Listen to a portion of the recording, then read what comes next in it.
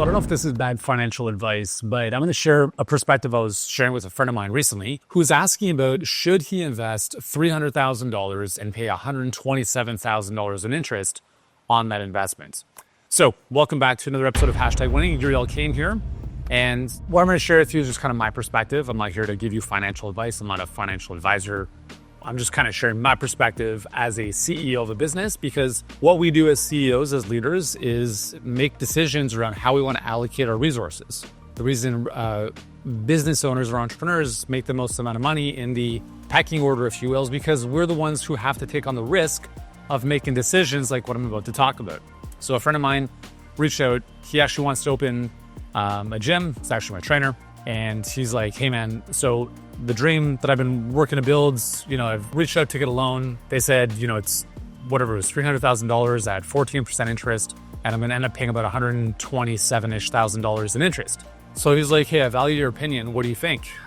And I thought about this for a second. And my feedback was, I'm always thinking of the context, right? So number one, I was in this position many, many years ago. I was working as a trainer and I was putting in the hours and I had a dream. My dream is a bit different. I didn't want to build a brick and mortar. He does. That's totally cool. But I told him, I'm like, listen, in the grand scheme of things, the interest is insignificant, because what if you don't do this? If you don't make this investment and you don't take this chance on yourself, then you're simply going to keep doing what you're doing for a long time. Right. And it's not to say that you can't get to it in the future, but like dreams love speed.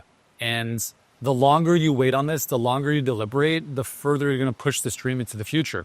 And I told him, I'm like, if I count up all the interest that I've paid in my journey in business, like it would make you vomit in your mouth. It's a lot of money that I've spent in interest by making bets on myself and my business that I had to lean into credit for, whether it was, taking out some initial credit cards to invest in my first coach, or investing $300,000 for my book launch. There's a lot of things I've done over the years that have been very big financial risks for me at the time. And I'm really happy I made them, because number one, it gave me the muscle to understand that I could take on that level of risk in the future. And that also everything was going to be okay.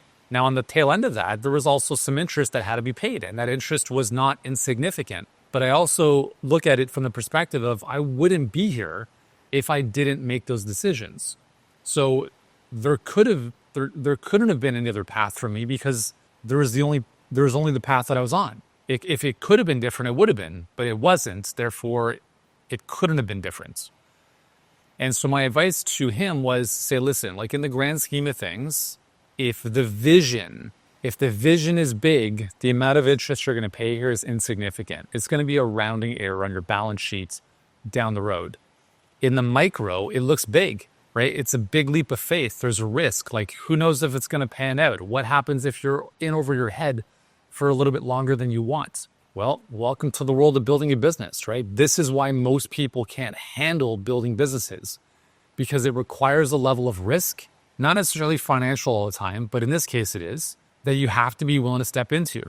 And that's the only difference between people who do big things in this world versus people who don't, is people who don't really do big things don't have the courage to take on the risk. Risk and uncertainty, I've talked about this many times. You have to be willing to deal with uncertainty as a business owner, because if you can't, then you have to go work for someone who will. So, that was my advice in that perspective, in that context. So I'm not saying this is what you should do with your money. I'm just sharing my perspective on that situation.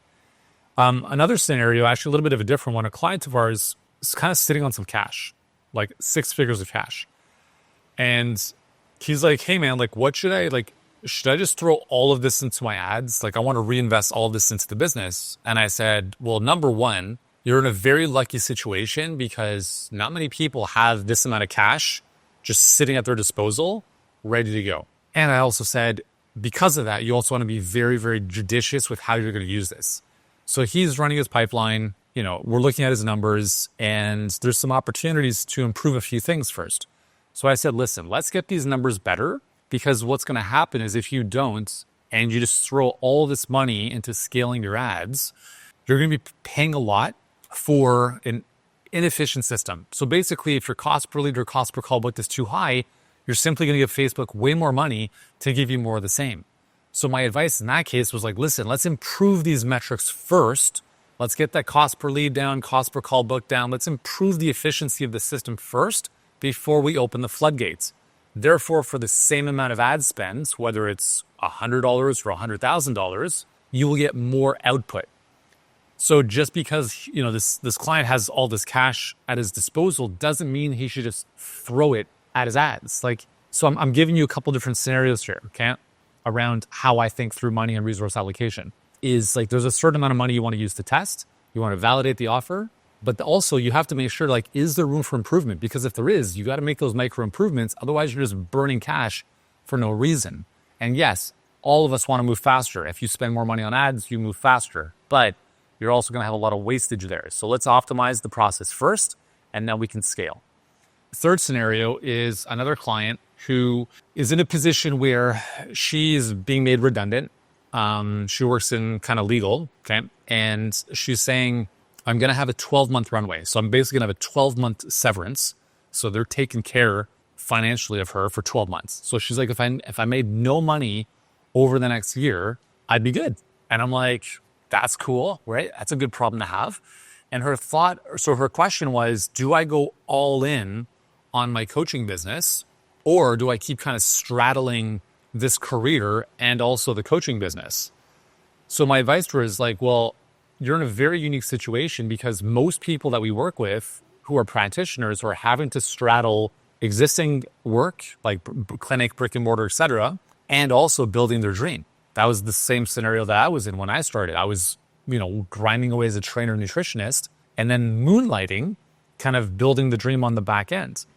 I said, and you have to do that because, well, number one, you might have commitments over here, but in her case, those commitments are basically gone because she's being made redundant. And two, she has a very unique situation where she has 12 months of cash. So I'm like, is there any reason you wouldn't go all in on the coaching business?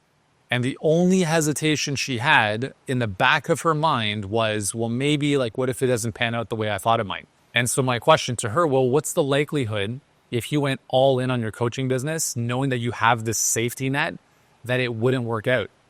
And is there any reason it wouldn't work out? The only reason it wouldn't work out is that you just kind of give up. So it may not be as easy as you want right out of the gate, but knowing you have this ticking clock, which is 12 months, which is awesome because it gives you a very firm deadline, you will have to do whatever it takes to make it work. But again, you have the safety net of this cash. So I wanted to share these three scenarios with you because we're always having to think about how we're going to use resources. Initially, it's going to be cash. Eventually, it's going to be team members, etc.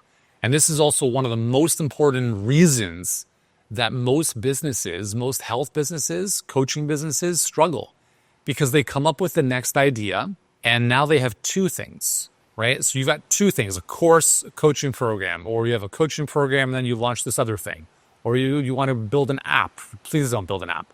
So now you've doubled the complexity of the business.